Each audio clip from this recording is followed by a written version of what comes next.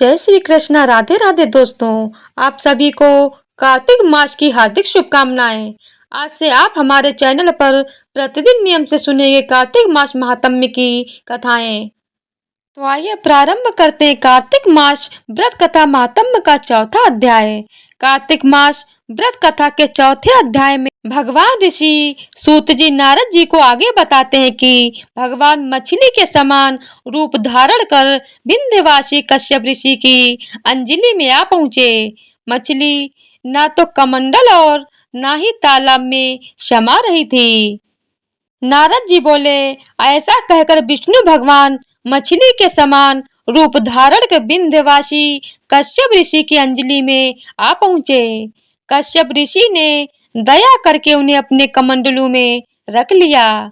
जब वह उनके कमंडलू में न समा सकी तब उन्हें कुएं में डाल दिया। जब उसमें भी वह मछली न समा सकी तब उसे तालाब में फेंक दिया और जब तालाब में भी न समा सकी तब उसे समुद्र में डाल दिया। वहां भी वह बढ़ने लगी। इसके उपरांत उस नारायण रूपी मत्स्य ने शंखासुर को मार तत्पश्चात उस शंख को हाथ में लेकर बदरी कारण में आ पहुँचे। बदरी नारायण में सब मुनियों को बुलाकर आज्ञा दी। विष्णु ने कहा, पानी में इधर उधर फैले हुए वेदों को ढूंढो। शीघ्र ही आप लोग रहस्ययुक्त वेदों को जल से निकालकर शीघ्र मेरे पास ले आवे। इतने काल तक मैं देवताओं के साथ प्रयाग में ठहरा हूँ। राजा पृथु ने नारद जी से कहा। उसके पश्चात अपने तपोबल से समस्त ऋषियों ने यज्ञ बीजों के सहित वेद मंत्रों को ढूंढ निकाला।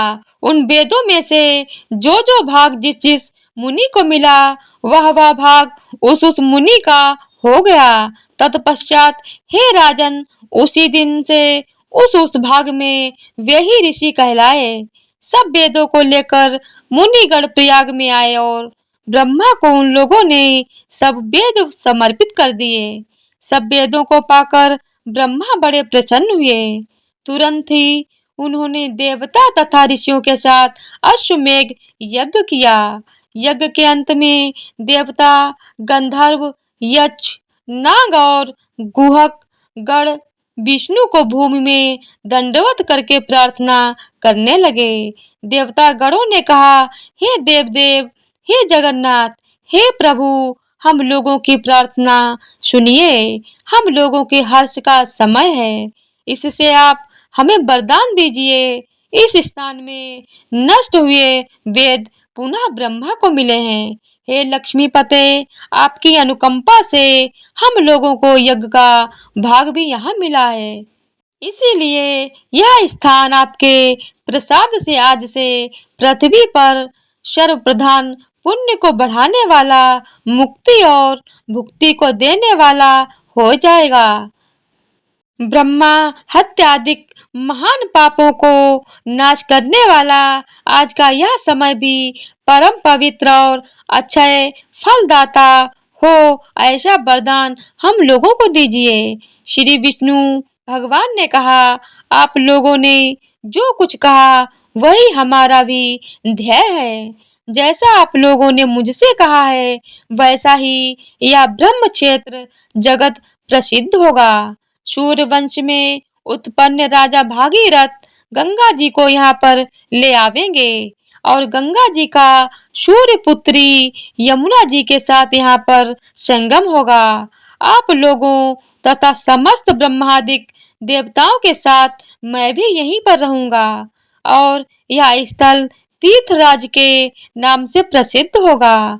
यज्ञ, दान, व्रत, हवन, जप और पूजादिक कृत्य यहाँ पर सदा अनंत फल देने वाले और मोक्षदायी होंगे। 7 जन्मों के लिए हुए ब्रह्म हत्यादि महापाप भी इस तीर्थराज के दर्शन मात्र से उसी समय नष्ट हो जाएंगे।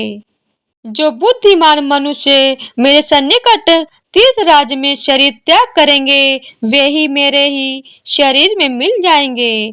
फिर उनका पुनः जन्म नहीं होगा।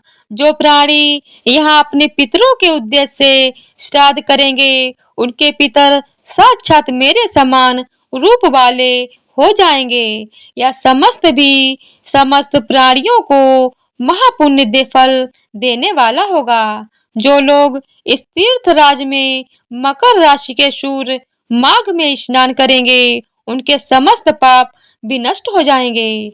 मकर की संक्रांति होने पर माघ मास में प्रातः काल स्नान करने वालों के केवल दर्शन मात्र से सब पाप विनष्ट हो जाते हैं। जैसे सूर्य के तेज से अंधकार का नाश हो जाता है। माघ के महीने में मकर की संक्रांति के होने पर स्नान करने वाले प्राणियों को मैं शालोक के अपना लोक, सामीप्य अपने समक्ष, स्वरूप पे अपना स्वरूप, इन तीनों मुक्तियों को प्रदान करता हूँ। हे मुनिवर, आप लोग मेरे शब्दों को सुनिए। मैं श्रवण व्याप्त रहता हुआ सर्वदा बदरीकारण में निवास करता हूँ। अन्यत्र सैकड़ों वर्ष तप करने पर जो फल प्राप्त होता है, वही फल यहाँ एक दिन में मिल जाएगा।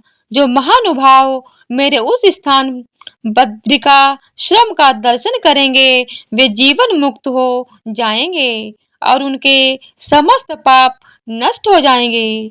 श्री सूत जी बोले कि इस तरह विष्णु भगवान उन सब देवताओं से कहकर ब्रह्मा जी के साथ ही अंतर्ध्यान हो गए और इंद्रादि देवगण भी अपने अंशों को वहीं छोड़कर अंतर्ध्यान हो गए। जो कोई प्राणी इसे शुद्ध मन से सुनेंगे अथवा सुनावेंगे, वे तीर्थराज प्रयाग और बद्रिकारण जाने के समान फल को प्राप्त होवेंगे। तो बोलिए ओम नमो भगवते वासुदेवाय नमः। तो इसी तरह से कार्तिक मास महात्म्य का चौथा अध्याय संपूर्ण हुआ। बोलिए राधे राधे। तो आज की वीडियो अगर आप लोगों को पसंद आई हो तो वीडियो को लाइक, शेयर और चैनल को सब्सक्राइब कर दीजिएगा। धन्यवाद।